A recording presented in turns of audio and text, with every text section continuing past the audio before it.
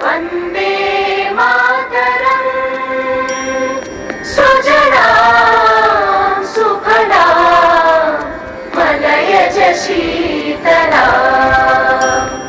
सस्यश्यामलां मातरं वन्दे मातरम् शुभ्रज्योत्स्ना पुलकितयामिनी।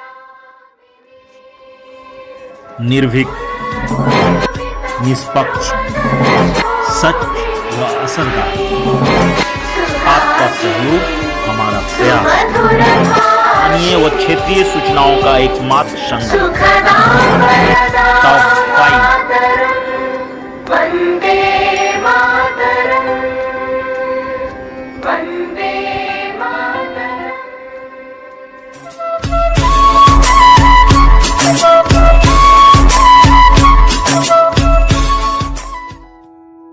झारखंड में मुख्यमंत्री ने 6 मई तक स्वास्थ्य सुरक्षा सप्ताह का समय बढ़ाया, कड़ाई से अनुपालित करवाने का दिया निर्देश। अनुमंडलीय अस्पताल बरही पूर्व विधायक के सौजन्य से 5 एवं सद्भावना विकास मंच की ओर से फिर से मिला 3 ऑक्सीजन युक्त सिलेंडर। प्राथमिक उपस्वास्थ्य केंद्र गौरियाकर्मा से कोरोना काल में भी नहीं मिल रहा है चिकित्सक की सेवा, डीएस एवं प्रतिनिधियों की पहल मात्र एक कुरम। हजारीबाग जिला में पत्रकारिता के क्षेत्र में दूसरा बड़ा झटका। हंसमुख व वरिष्ठ पत्रकार टीपी सिंह नहीं रहे। गुरुवार की सुबह उन्होंने ली अंतिम सांस।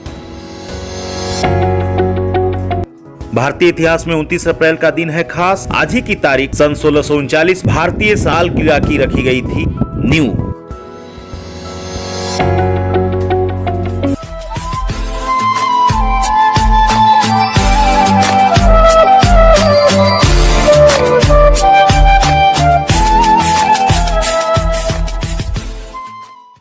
राज्य में कोरोना के बढ़ते संक्रमण को देखते हुए मुख्यमंत्री हेमंत सोरेन ने स्वास्थ्य सुरक्षा सप्ताह की अवधि को आगामी 6 मई तक बढ़ाने का निर्णय लिया है। 28 अप्रैल को आपदा विभाग के साथ हुए बैठक में इन्होंने निर्णय लिया। इस निर्णय के अनुसार अब सभी दुकानें दोपहर 2 बजे तक पूरे राज्य में संचालित होंगे। इसके साथ ही साथ आम जनों के लिए 3 बजे तक ही मूवमेंट की अनुमति मिलेगी, अर्थात दोपहर 3 बजे के बाद से सुबह 6 बजे तक संपूर्ण झारखंड राज्य में पूर्ण लॉकडाउन लग जाएंगे। इसे लेकर मुख्यमंत्री ने सभी अधिकारियों को कड़ाई से पालन करवाने का निर्देश भी दिया है। अब राज्य की जनता को भी कोरोना के गंभीर परिणाम को देखते हुए कोरोना के बढ़ते चेन को तोड़ने के लिए मुख्यमंत्री के द्वारा जारी निर्देश का अक्षरशः पालन करते हुए शासन का साथ देना चाहिए, जिससे अपने राज्य को इस महामारी की आग से बचाया जा सके।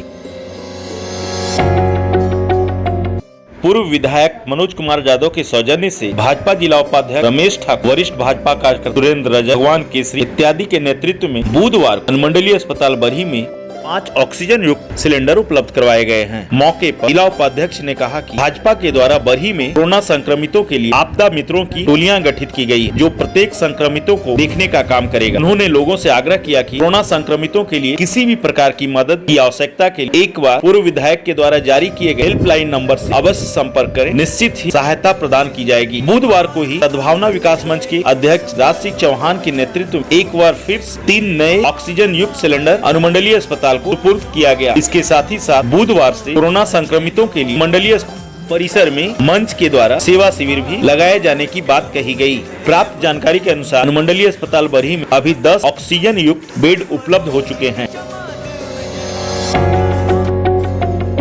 जहां एक को सरकार के द्वारा आपदा की इस घड़ी अस्पताल को दुरुस्त करने की बात कही जा रही है। नए बेड, ऑक्सीजन एवं सभी आवश्यक दवाओं को पूर्णतः अवेलेबल करने की बात कही जा रही है। वहीं बरही प्रखंड का गौरियाकर्मा पंचायत अंतर्गत राजकीय स्वास्थ्य उपकेंद्र कोरोना काल में भी चिकित्सकों के अभाव में लोगों को सेवा नहीं दे पा रहा है। वर्तमान में यहाँ एएनएम की सहायता से तात्कालिक सेवाएं उपलब्ध करवाई जा रही है। हालांकि इसे लेकर कई बार समाज सेवियों एवं जनप्रतिनिधियों के द्वारा भी आवाजें उठाया जाता रहा है, परंतु सीएसडीएस एवं जनप्रतिनिधियों के द्वारा उठाया गया यह कदम सिर्फ एक कोरम मात्र दिख रहा है। सरकार को गंभीरता से लेते हुए मंडलीय अस्पताल में चिकित्सीय सेवा जल्द से जल्द प्रारंभ करने की व्यवस्था की जानी चाहिए।